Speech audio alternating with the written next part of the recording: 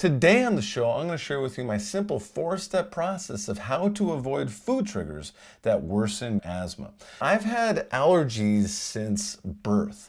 When I was a couple of years old, I remember sitting on the patio with my dad. He had a big bag of peanuts that he was eating, and as a very curious 2-year-old, I pointed at the bag and said, "Mine."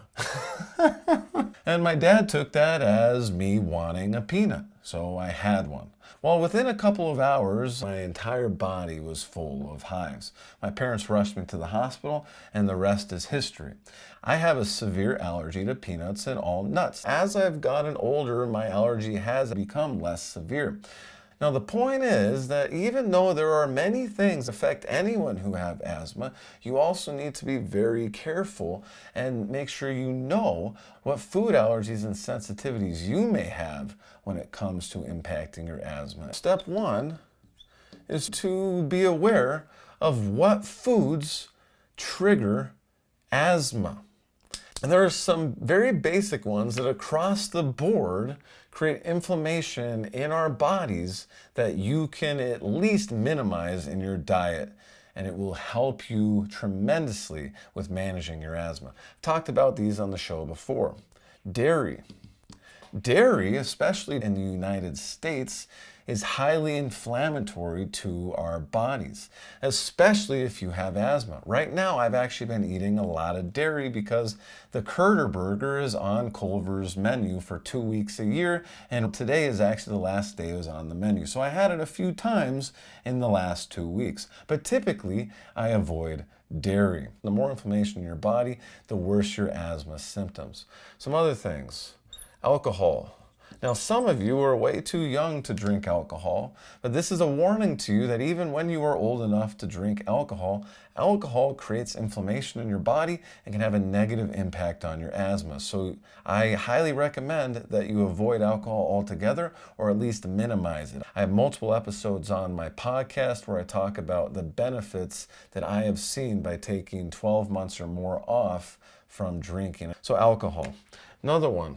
Sugar creates inflammation in our body. Sugar is very bad, especially if you don't burn it. So I know you're old enough to eat sugar, and no matter if you're 5 years old or 95 years old, I highly recommend that you decrease your sugar intake unless your doctor has you eating a specific amount of sugar for different medical conditions you may have. Remember, everything on this channel, on my podcast, is from my experience as an athlete with asthma, as an elite athlete with asthma. I highly recommend you consult with a healthcare professional with anything I talk about. Step 1, what foods trigger asthma? Dairy, alcohol, and sugar. Now, there are definitely other foods out there as well that create inflammation in our bodies and that can cause worsening asthma symptoms. You can ask ChatGPT for the rest of those. Step 2, this is where completing a food sensitivity and allergy test. I highly recommend that you do this, especially if you have asthma. I was very lucky. My parents saw what was happening and took me to the hospital. But there are many things that have bothered me throughout the years. I remember a couple of years ago, I was taking a run and I started having breathing issues. I started swelling up in the face, and all of a sudden I was having an allergic reaction to asparagus. How do I know it was asparagus? Because a couple days later I had asparagus again and it happened again.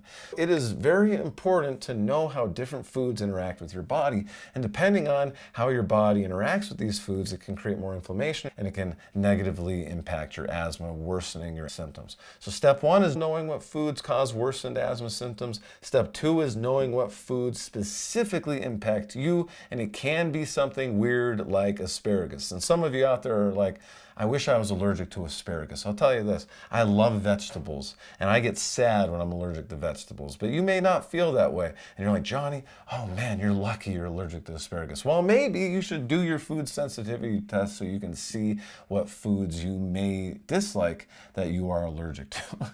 Anyway, let's move to step 3. If you're gonna stay away from these foods, you need alternatives. So find yummy alternatives.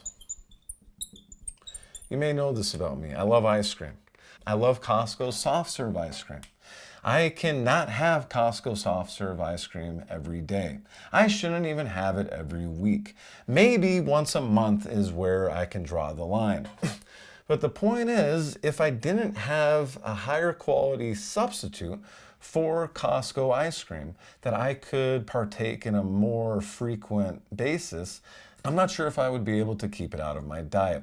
So this is about finding alternatives that are yummy that you can still eat. For me, it's high quality yogurts. High quality organic yogurt has its own healthy properties, including all the probiotics that are in yogurt. It affects my asthma at a much lower level, even though it's dairy. Now, I don't always have cow milk yogurt, though. I'll have sheep or goat, and the same thing with cheese. I love cheese, but I typically stay away from all cheese unless it's the Curter Burger or Dubliner cheese, and we're getting close to St. Patty's Day. So what I like to do is have goat cheese as an alternative. Goat cheese doesn't bother me in my asthma, especially if I'm only having it once or two times a week. Same thing with high quality yogurt. Throw in some nice seeds because I can't do nuts. Throw in some chia seeds, hemp seeds. I throw in some beautiful fruit, and there's a yummy dessert that doesn't have all the sugar and low quality dairy that soft serve ice cream has. There's also machines where you can make your own soft serve ice cream. Now they're a little expensive, but I'm looking into getting one at some point in the next couple of years so I can make my own healthy soft serve ice cream without all the sugar and dairy. So you need to find yummy alternatives to the things that create inflammation in your body. This is going to help you stay away from those things.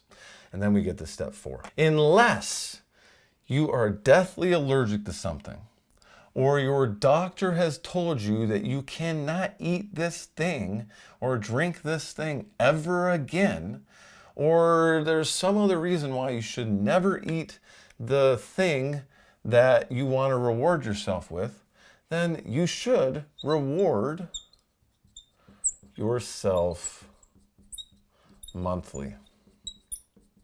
Try not to do it more than monthly. There are some months where I will have Costco ice cream a couple of times, but typically, on average, I will have Costco ice cream 12 times a year, once a month. And this is extremely important. Now, this is important for 2 reasons. One, unless there is some other reason you shouldn't have the thing. Like me, I'm not going to reward myself with peanuts. Maybe for you, you have a different allergy or a reason why you should never eat or drink the thing again. But as long as that isn't the case, when you reward yourself once a month, you're telling yourself, you did a good job, Johnny. You have done well avoiding eating this thing. Here you go. Have the thing. So that's the one thing, is it just creates excitement, abundance, or happiness. It's just a nice thing to do for yourself. The second thing, you will see how your body feels after the reward. Now, for me, with Costco ice cream, initially when I'm eating, I feel good. Or my Curter burgers that I eat once a year, well, 3 times, but all in the same couple of weeks once a year. It feels good eating them, but then right after, I feel stuffy. You're reminding yourself why you don't eat these things. So yes, you're going to create excitement, abundance, you're rewarding yourself, but then you're reminding yourself how these things make you feel. Now, if you want to take this further and lean into a healthy living life, I have my free healthy living guide where I teach my 3 pillars of healthy living: movement, tracking, and accountability.